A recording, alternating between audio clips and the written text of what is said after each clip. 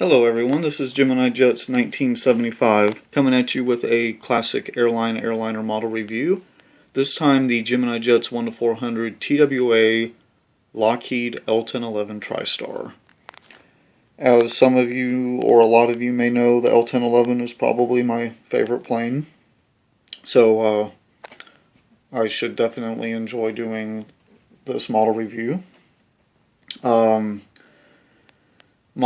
First, of course, we start off with the trivia question shout out. The most recent one that I have not answered yet is who was the North American launch customer for the CRJ? And the answer is Comair. At the time, Comair was an independent airline, but it was still affiliated with Delta as a connection carrier. And they were the first North American airline to use the regional jet.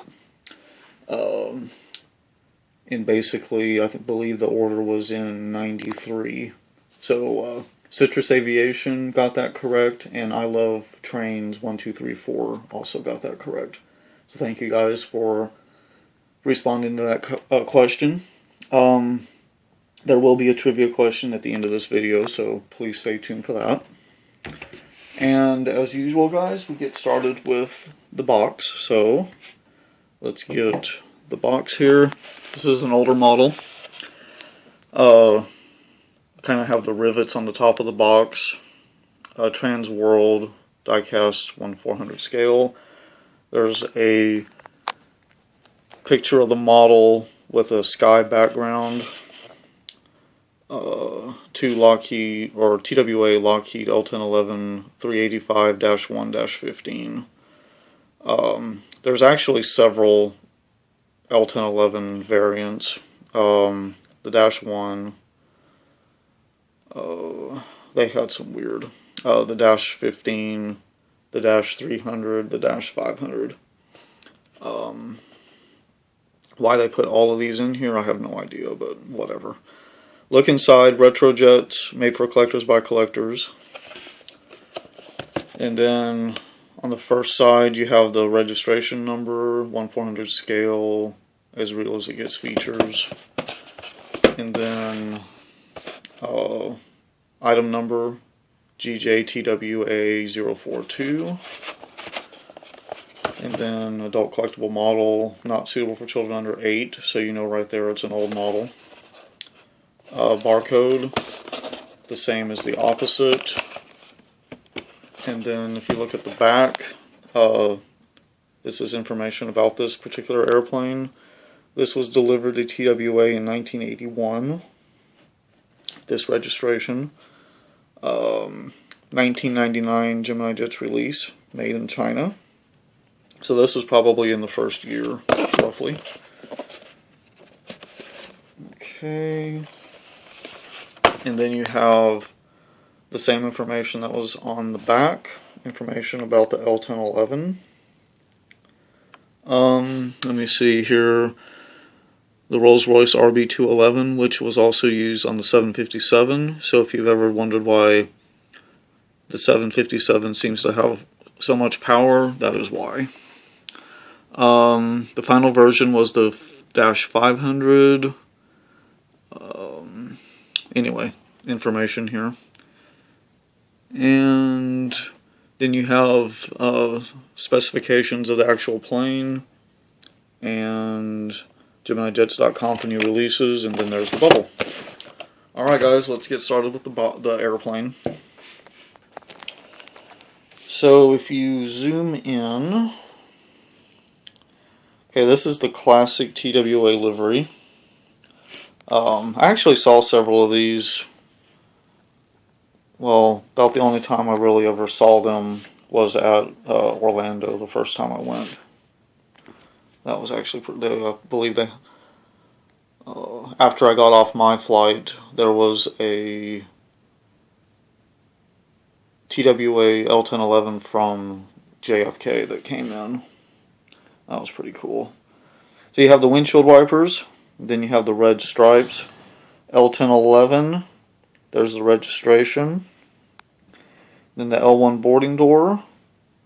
The cool thing, the L-1011, the door actually, when the door opened, it would push in and then roll up inside the airplane. So there wasn't a door, you know how on current airplanes, for the most part, the door swings open.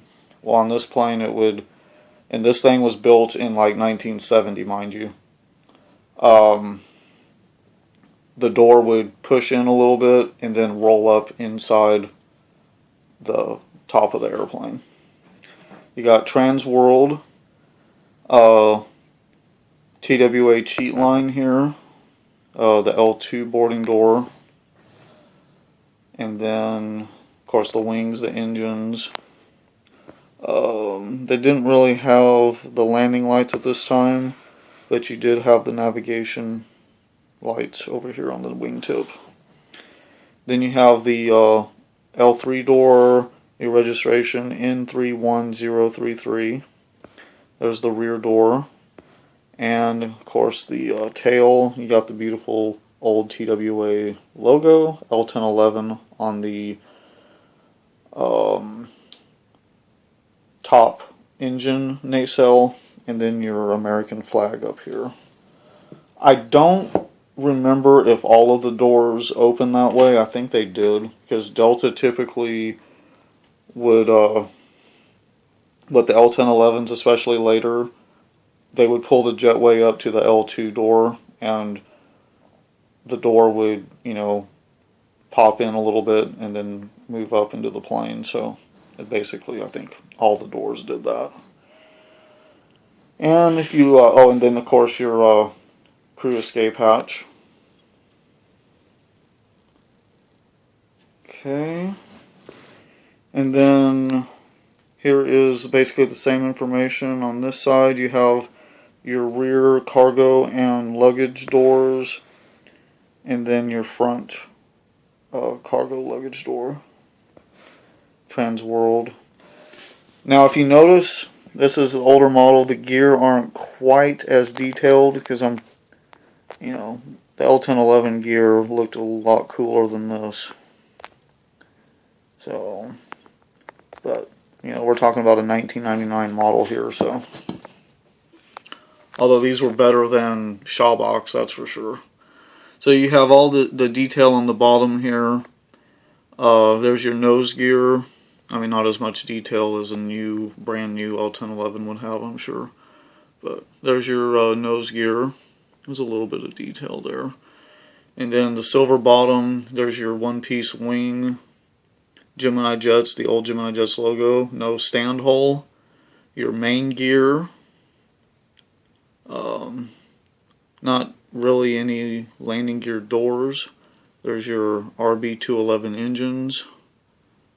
And your the wings, not a whole lot of detail. These were solid models though, heavy. And then there's TWA livery down here. There's your rear exhaust / APU. Actually, this was an engine exhaust. This is an APU, because this is where the exhaust from the engine would actually started here, and then it went down, and then came the rear of it was up here. So the engine actually filled this whole area right here. But very cool plane, quite advanced for its time. Also, in the 1970, when this thing was built, the pilots could enter in the information into the computer, and the plane would land or take off and land by itself. Pretty much the first airplane that was ever able to do that. Now it's common, but this was the first plane that could do it. So, anyways, guys, that pretty much does it for the TWA L-1011 review. The trivia question, this is kind of a challenging question. Very appropriate for TWA, just not directly related to TWA. Howard Hughes, you may know, once controlled TWA, and later controlled Hughes Air West. At one time, Howard Hughes owned the majority stock in a third airline. I mean, not all the airlines at the same time, but in a different airline. What was the third airline other than TWA or Hughes Air West that Howard Hughes owned a controlling interest in? A little bit of a challenging question, but very interesting. I have to say, I honestly did not realize that Howard Hughes owned a majority stock in this airline, but if you can name it, awesome. There will be, of course, your usual shout out if you do get that correct. So, all right, guys. There are a couple models coming up. I'm trying to stagger old models and newer ones. Some of the newer ones that I have not done reviews on, well, there's actually a surprise model. T-Dot Spotter knows what that is, that I have not reviewed yet. And then there's the Aeromexico 737 that I did not realize I haven't done. And then I've got the United 738 with split scimitars coming. The Silver Airways Saab 340 is coming, and then I have an Air Transat A330 coming. So I'll try to stagger those in between classic models, because I know some of you like classic, some of you don't. So to try to, to get what everybody's interested in, I try to do, one of one and then another and kind of stagger them. So anyways, guys, thank you always for watching. Sorry this video is a tad long, but anyways, thank you all so much for watching. Please like, comment, and subscribe, and I will see you guys in the next video.